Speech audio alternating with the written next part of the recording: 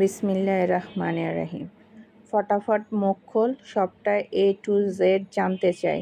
একটা কথা লুকালে একটা একটা আঘাত পড়বে তোর শরীরে। সামিয়া চুপচাপ বসে আছে, তার পায়ের তলার মাটি আর অবশিষ্ট নেই। সে ফাঁদে পড়ে গেছে, আর এই ফাঁদ থেকে বেরোনোর কোনো পথই তার জানা নেই।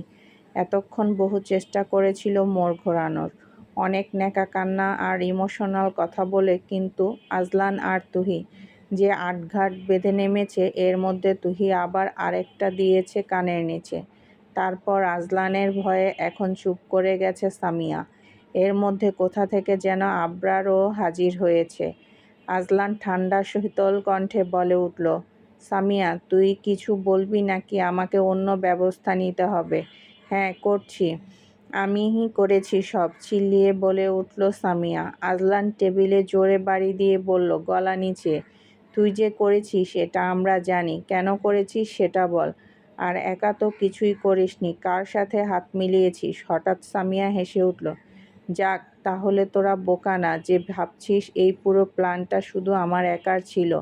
এত নিখুঁতভাবে তোদের ঘরের ভেতরের খবর, নওমীর বাপের বাড়ির খবর আমি একা একা পেতাম নাকি? পরিষ্কার করে বল সামিয়া, কথা পেঁচাবি না, না হয় আরেকটা থাপ্পড় পড়বে। সেটা হবে আমার হাতের। সামিয়া ফুঁসে উঠল। তুই আমার সাথে রাগ দেখাচ্ছিস কেন? তোর টাকায় কেনা আমি। বলতে দেরি, গালে আরেকটা থাপ্পড় পড়তে দেরি হয়নি। এবারও মেরেছে তুহি। এদিকে আবরারের হাসি পাচ্ছে তুহির থাপ্পড় দেখে। বেচারির সব রাগ একসাথে ঝাড়তে চাইছে, আর ডক্টর সামিয়ার অবস্থা বেহাল করতে চাইছে। এই মেয়ে তুহিকে, তুমি আমাকে আরেকটা খাওয়ার আগে সত্যি কথা বলে দিলেই তো হয়। ডক্টর হয়ে এভাবে থাপ্পড় খাওয়াটা সম্মানের কিছু নয় নিশ্চয়ই। আবরারের গম্ভীর কণ্ঠস্বর। এই সিরিয়াস মোমেন্টে হাসা যাবে না, তখন দেখা যাবে তুহি ওকেও মেরে না বসে। আজলান বিরক্ত হয়ে বলল, দেখ, এত সময় নেই, দ্রুত বল। আমার ছেলেকে দেখতে যেতে হবে। সামিয়া অবাক হয়ে বলল, ছেলে মানে? ছেলে মানে আমার ছেলে। তুই তোর কথা বল। আমার ছেলের উপর তোর কুনজর দিবি না ডাইনি। সামিয়া এবার আর চুপ থাকলো না। সে বলতে শুরু করলো, তোর ওই বউটার যে একটা সৎ মা আছে তার কথা বলছি। নওমীকে তোরা যতটা ভালোবাসতিস, ওই মহিলা তাকে ততটাই চোখে হারাতে পারতো না, মানে ঘৃণায়। নওমীকে তোর মতো বড় ডাক্তারের সাথে বিয়ে দিয়ে ও সুখে থাকবে, এটা ওই মহিলা কোনোদিন মেনে নিতে পারেনি। আর আমার চাই ছিল তোকে। ব্যাস, শত্রুর শত্রু তো বন্ধুই হয়, তাই না? আজলান আর আবরার রাগে ফেটে পড়ল। এদের তো চেনা তাদের আছে তাদের। তুহি বলল, আপনি ওনাকে কোথায় পেয়েছেন? বিয়ের পর আমি একবার ওদের বাড়ি গিয়েছিলাম।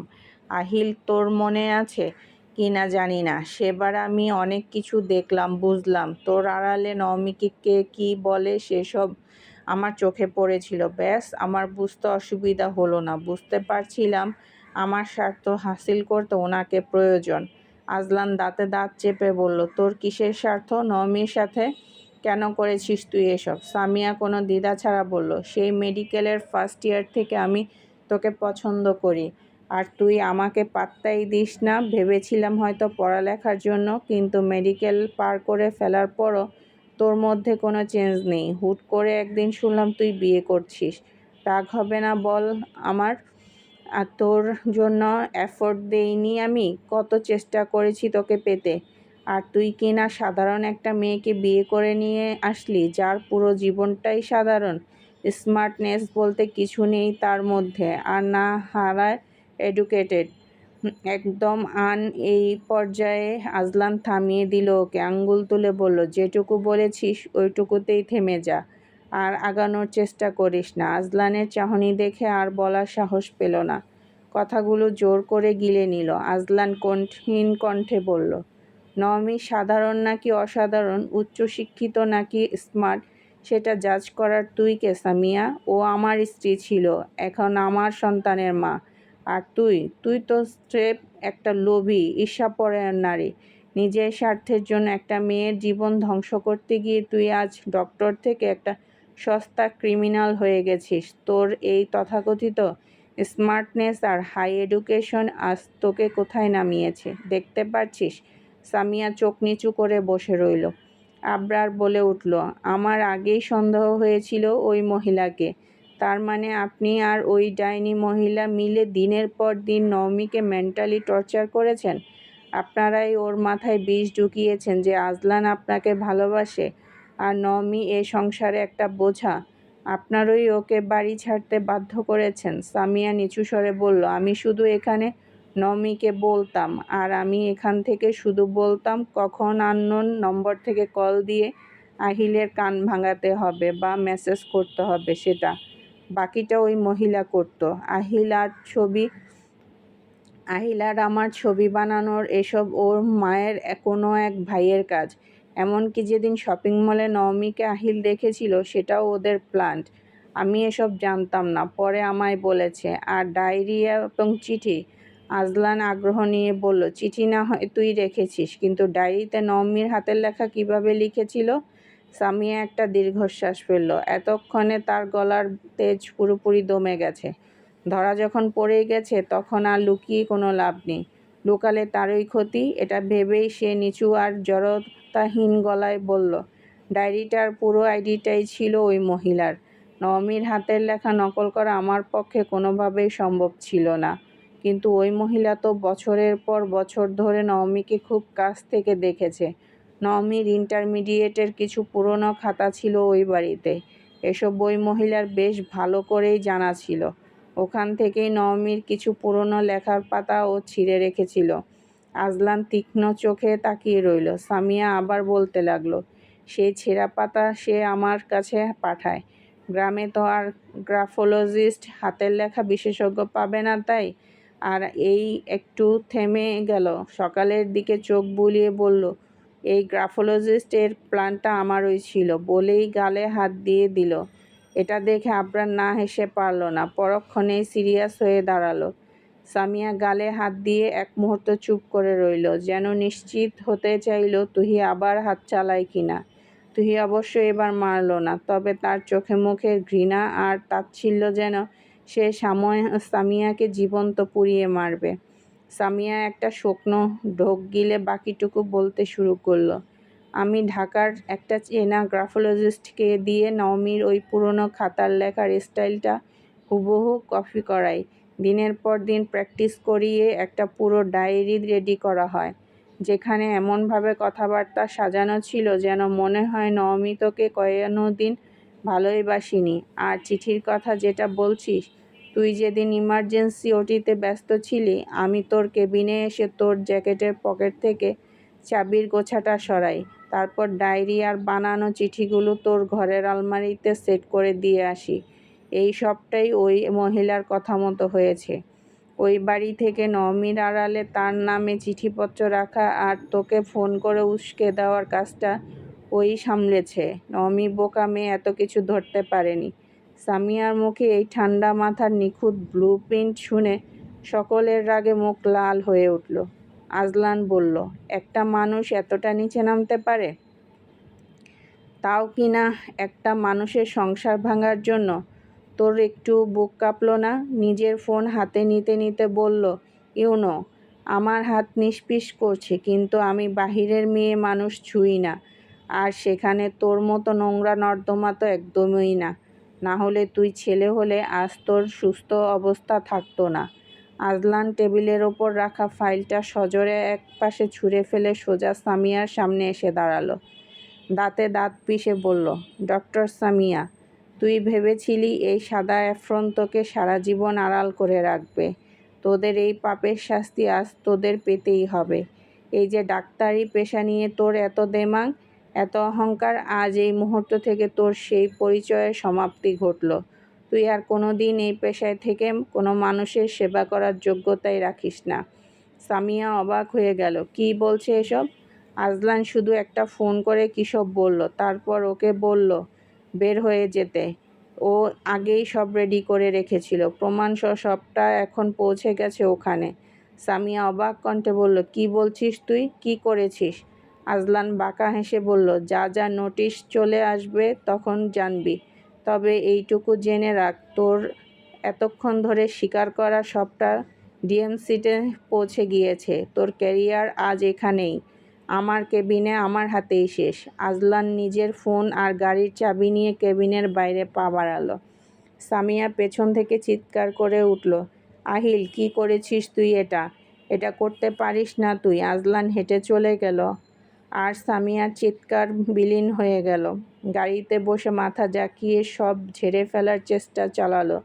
এখন সে ঠান্ডা মাথায় আদনানকে দেখতে যেতে চায়।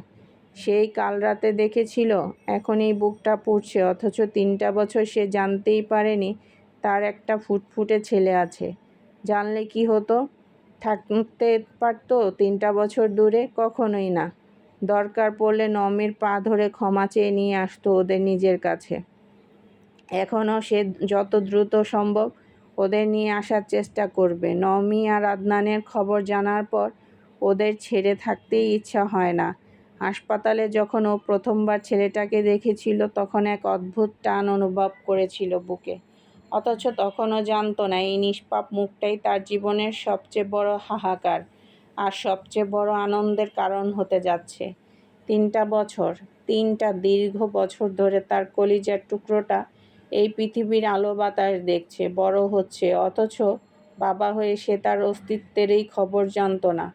নমি কতটা কষ্ট বুকে চেপে একা একা এই মা হওয়ার জার্নিটা পার করেছে ভেবেই আজলানের নিজের ওপর এক চরম ধিক্কার জন্মালো। যদি সামিয়া আর ওই ডাইনির পাতা ফাঁদে পা না দিয়ে নিজের ভালোবাসার ওপর ভরসা রাখত, তাহলে আজ আদনান তার বুকেই বড় হতো। ভেবে একটা আফসোস কাজ করলো মনে। সেসব পরে ভাবা যাবে, এই ভেবে দ্রুত গাড়ি স্টার্ট দিল সে। ফোন বের করে কল দিয়ে বলল, আম্মু রেডি থাকো, আমি 5 মিনিটে আসছি, তোমাকে নিয়েই বেরোবো। আজলান তার মাকে নিয়ে দাঁড়িয়ে আছে নওমির বাসার সামনে।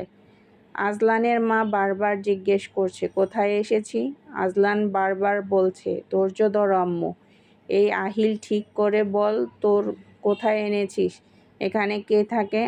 আহিল হাত বাড়িয়ে ডোরবেলে হাত দিয়ে হেসে বলল, এসেই তো গেছি, দরজা খুললেই বুঝবে। একবার বেল দিতেই দরজা খোলার শব্দ হলো। আহিলের মা সামনে তাকিয়ে দেখল একটা অপরিচিত মেয়ে। তিনি আহিলের দিকে তাকাতেই আহিল চোখের ইশারা করল। অপরিচিত মেয়েটা তাকে সালাম দিয়ে ভেতরে যেতে বললে তিনি সালামের জবাব দিয়ে ইতস্ত করে ভেতরে গেল। পিছে পিছে আহিলও ঢুকল। তার চোখ ঘরের এদিক ওদিক ঘোরাফেরা করছে, কিন্তু কাঙ্ক্ষিত ব্যক্তিগণের দেখা পাওয়া যাচ্ছে না। অপরিচিত ব্যক্তি অর্থাৎ তুহি নয়না বেগমকে বললেন, বসেন আন্টি। নয়না বেগম বললেন, আহিল ইশারায় তুহিকে কিছু বললে তুহি ঘাড় নেড়ে ভেতরে চলে গেল। তুহি যেতেই নয়না বেগম ফিসফিস করে বললেন, তোর কাছে কাজ কিছুই আমার মাথায় ঢুকছে না, তুই কোথায় এনেছিস? ওই দেখো, চোখের ইশারা করে বলল আহিল। নয়ন বেগম ভ্রু কুঁচকে পেছনে তাকালো। তখনই পর্দার আড়াল থেকে পুরোপুরি বেরিয়ে আসলো নওমি। নয়ন বেগম থমকে গেলেন। তিনি কি ঠিক দেখছেন? একবার মাথা ঘুরিয়ে আহিলের দিকে তাকালো। ছেলেটার মুখে উপচে পড়া হাসি। তিনি আবার নওমির দিকে তাকালেন। কুঁচকানো ভ্রু এবং কপাল শিথিল হয়ে এলো। কথা বলতে চাইছেন কিন্তু কণ্ঠ কাঁপছে। এদিকে নওমি মাথা নিচু করে দাঁড়িয়ে ওড়নার এক অংশ চেপে ধরে আছে। আগাতেও পারছে না, আবার পেছনেও যেতে পারছে না। কেমন যেন অস্বস্তিরা জেগে বসেছে তার মধ্যে। বারবার ঢোক গিলছে। আচ্ছা, নয়না বেগমের রিয়াকশন কি হবে? তিনি কি কথা বলবেন, নাকি রেগে আছেন, নাকি ওনারও অস্বস্তি হচ্ছে? এসব ভাবতে ভাবতে দেখতে পেল নয়না বেগম এগিয়ে এলেন। নওমির সামনে এসে দাঁড়ালেন। কাঁপা কাঁপা হাত বাড়িয়ে ওকে ছুঁয়ে দিয়ে বললেন, তুমি আমাদের নওমি? আমি ঠিক দেখছি? কতদিন পর আবার এই স্বর শুনতে পেল। পুরনো স্মৃতিরা মস্তিষ্কে হানা দিচ্ছে। নওমি ঠোঁট চেপে উপর নিচ মাথা নাড়ালো। মুখে কিছু বলতে পারল না। নিজের অজান্তেই নয়না বেগমের হাত মুখে চলে গেল, যেন তিনি বিশ্বাস করতে পারছেন না এটা নওমি। এক ফোঁটা চোখের পানি গাল বেয়ে ঝরে গেল। কাঁপা কাঁপা গলায় বললেন, নওমি, কোথায় ছিলি তুই? কোথায় চলে গেছিলি এতগুলো বছর? আমাদের মনে পড়ল না? এবার আর নওমি নিজেকে সামলাতে পারল না। 2 হাতে মুখ চেপে ঢুকরে কেঁদে উঠল সে। নয়না বেগম ওকে বুকে টেনে নিল, পিঠে হাত বুলিয়ে বলল, কেমন আছিস মা? কত বছর পর তোকে দেখলাম। কেন চলে গেলি বল তো মা? একটাবারও এই মায়ের কথা মনে পড়ল না তোর? তোর শ্বশুরাব্বু যে তোকে কত খুঁজেছে ওনার শেষ দিনগুলোয়। বলতে বলতে কথা গলায় দলা পাকিয়ে গেল। নমি হেঁচকি তুলে বলল, আমাকে মাফ করে দিন আম্মু। আমি আমি আসলেই নিরুপায় ছিলাম।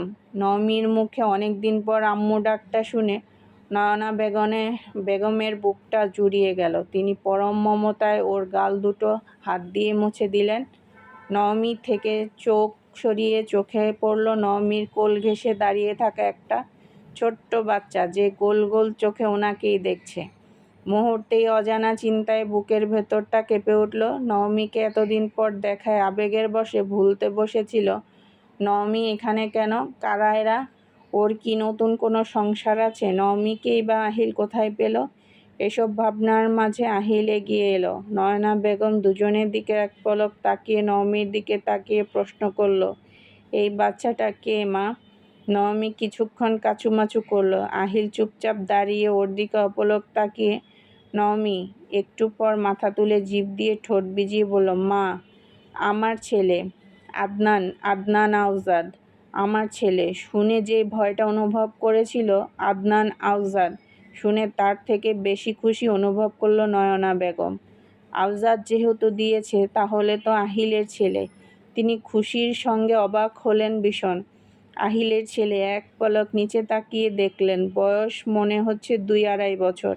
তার মানে? তিনি বিস্ফোরিত চোখে নওমির দিকে তাকালো। নওমি চোখ নামিয়ে ফেলল। নয়না বেগম অবাক কণ্ঠে প্রশ্ন করল, তুই আমাদের কিছুই জানালি না? আমাদের ফেলে তো এলি, অথচ আমাদের বংশধর সম্পর্কে খোঁজই দিলি না। নওমি প্রত্যুত্তর করার কিছু খুঁজে পেল না। সত্যিই তো বলেছেন, সে তাদের জানানোর প্রয়োজন বোধ করেনি। করবে কিভাবে? সে নিজেই তো ছিল মাঝ সমুদ্রে।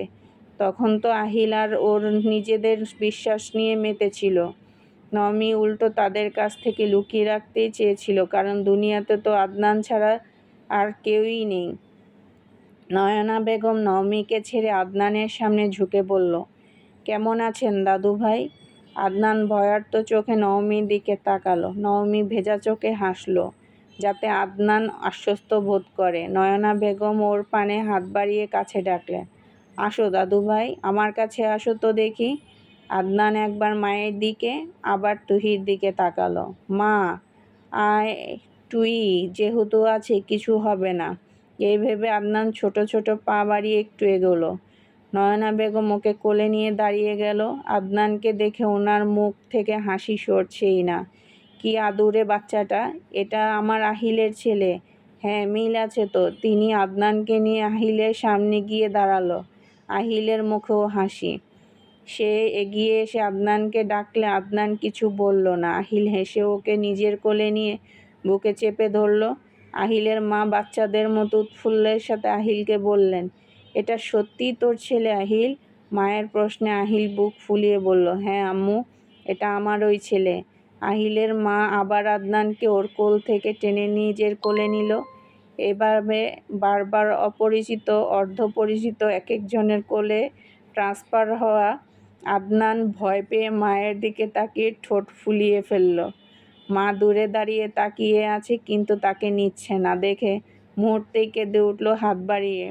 নওমি তড়িঘড়ি করে এগিয়ে আসলো, আদনানকে নিজের কোলে নিয়ে ওর চোখে মুখে মুছে দিল। আর চোখে একবার আহিলের দিকে তাকালো। আহিল ওর দিকে তাকিয়েছিল। চোখে চোখ পড়তে চোখ সরিয়ে আদনানের দিকে তাকিয়ে হাসার চেষ্টা করে বলল, কাঁদতে হয় না বাবা, এটা তোমার দাদু হয়। আদনান কান্নায় গতি কমিয়ে গোল গোল চোখে তাকালো। সে তো চিনে দাদুকে, তার মা তো তাকে বলেছিল। এদিকে আহিলের বুকে ধাক্কা লাগলো। সে আশা করেছিল নওমি হয়তো এটাও বলবে যে আজলান ওর বাবা, কিন্তু না, দাদুকে পরিচয় করালো অথচ মুখ ফুটে বলল না, এটা তোমার বাবা।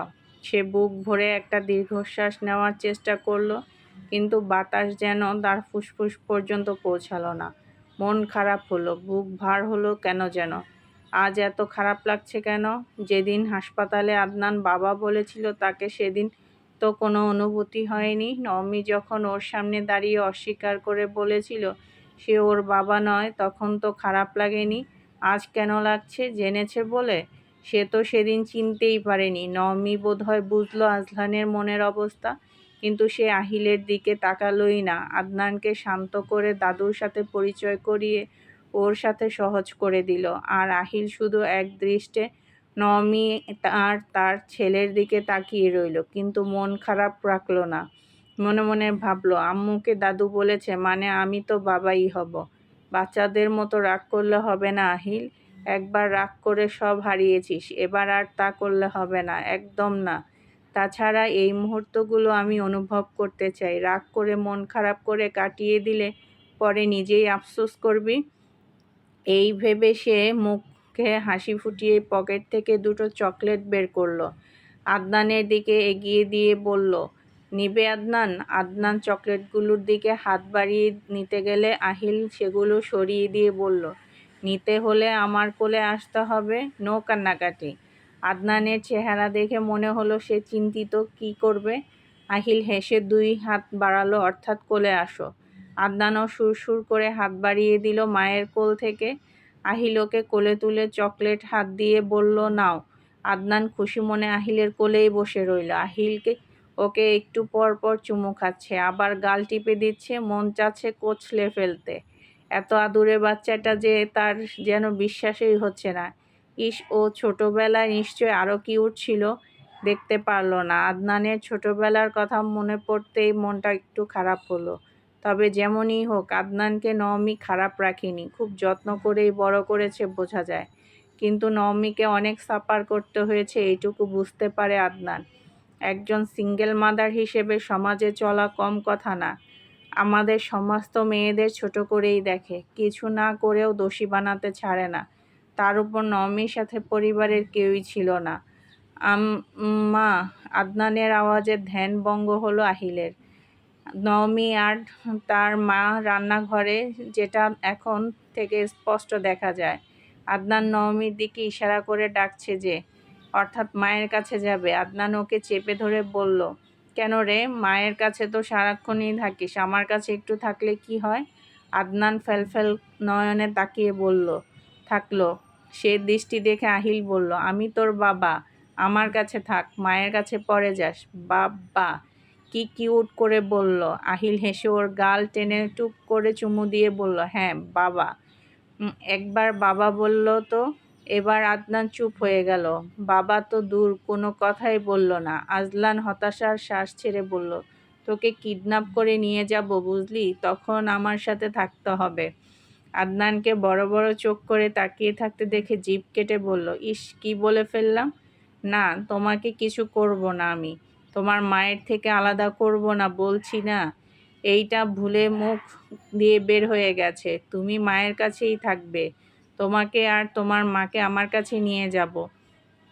আদনান নামার জন্য ছটপট করতে লাগলো।